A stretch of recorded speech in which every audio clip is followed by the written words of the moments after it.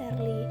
Di video kali ini, aku akan bantu kalian belajar untuk ujian akhir semester Bahasa Indonesia Universitas Terbuka berdasarkan modul MKWU 4108 edisi kedua karya Anang Santoso dan kawan-kawan.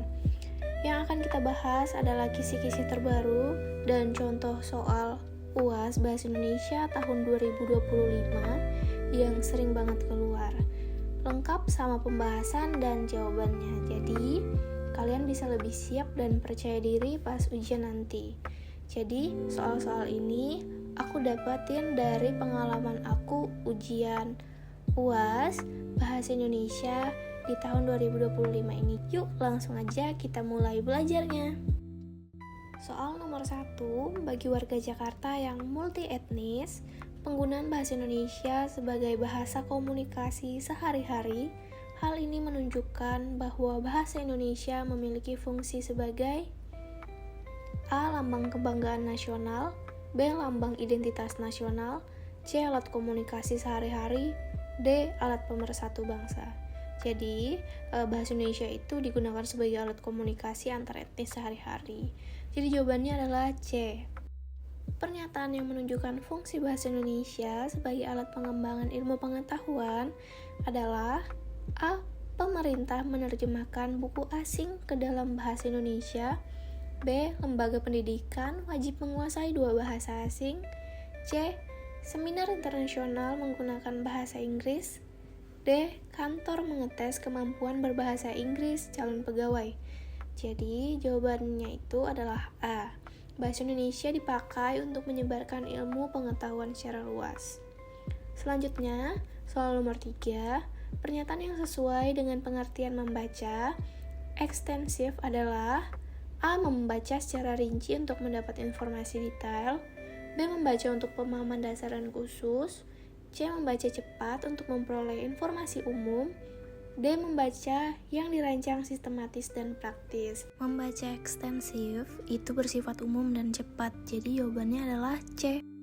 Kegiatan membaca secara intensif adalah A. Membaca sambil memberi tanda pada bagian penting. B. Membuka kamus untuk mencari arti kata. C. Membaca novel populer. D. Membaca jadwal keberangkatan di bandara. Jadi, membaca intensif itu adalah membaca yang bersifat teliti dan mendalam. Jadi, jawabannya adalah A. Selanjutnya, kalimat titik-titik penderita penyakit kulit terbanyak laki-laki usia 25-44, termasuk bagian dari abstrak, A. Latar belakang, B. Tujuan penelitian, C. Metode penelitian, D. Hasil penelitian. Jadi jawabannya adalah D karena di situ terdapat usia 25 tahun sampai 44 tahun. Selanjutnya, abstrak berbeda disusun antar proposal, artikel, dan laporan karena disesuaikan A. Representatif penulis, B. Sistematis, C. Jelas, D. Tujuan.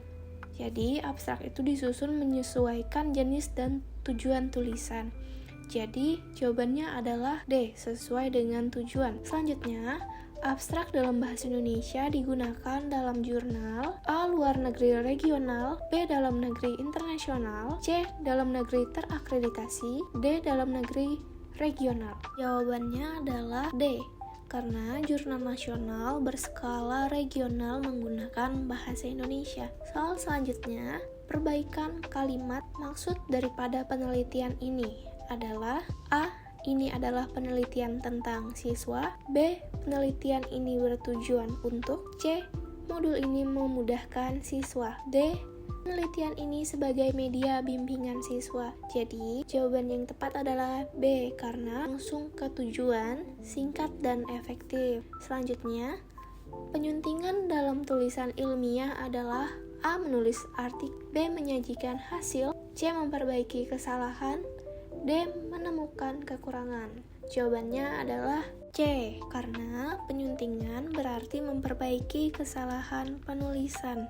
Selanjutnya, paragraf yang memiliki kesatuan berarti A. Hubungan makna antar kalimat. B. Ketetapan kohesi. C. Keserasian gagasan. D. Tidak ada kalimat sumbang. Jadi jawabannya adalah A, karena semua kalimat harus mendukung satu ide pokok. Selanjutnya, peranti kohesi adalah A. Melekatkan paragraf satu dengan lain. B. Pikiran pendukung gagasan utama. C. Bentuk bahasa penghubung unsur paragraf. D. Bagian paragraf berisi ide pokok. Jadi, kohesi itu membuat paragraf padu secara bahasa. Jawabannya adalah C. Lanjut ke soal berikutnya. Tindakan mengambil karya ilmiah tanpa menyebut sumber disebut A. Plagiat, B. Plagiarisme, C. Plagiator, D. Duplikator. Jadi, jawabannya adalah A, karena plagiat adalah tindakan mencuri ide atau tulisan tanpa penghargaan. Selanjutnya, penulisan nama dan gelar yang benar ditunjukkan oleh A.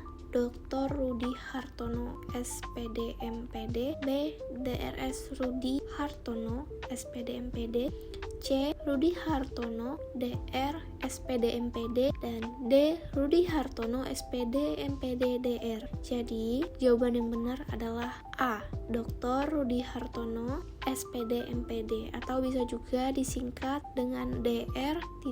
Rudi Hartono dan diikuti oleh gelar SPD dan MPD. Kita lanjut ke soal berikutnya. Dalam penulisan karya ilmiah, bagian yang berisi tujuan, rumusan masalah, dan metode penelitian terdapat pada A. Daftar pustaka, B. Pendahuluan, C. Bab 2, D. Lampiran. Jadi jawaban yang benar adalah B, karena pendahuluan itu berisi tentang latar belakang, rumusan masalah, dan tujuan. Soal selanjutnya, ciri utama dari teks eksposisi adalah A. Menjelaskan prosedur dalam bentuk langkah-langkah, B. Mengungkapkan emosi penulis secara subjektif, C. Menyajikan pendapat disertai argumen yang logis, D. Menceritakan kejadian secara runtut waktu. Jadi, teks eksposisi itu bertujuan untuk memaparkan informasi atau pendapat, alasan yang logis dan objektif. Jadi, jawabannya adalah C. Menyajikan pendapat disertai argumen yang logis. Nah,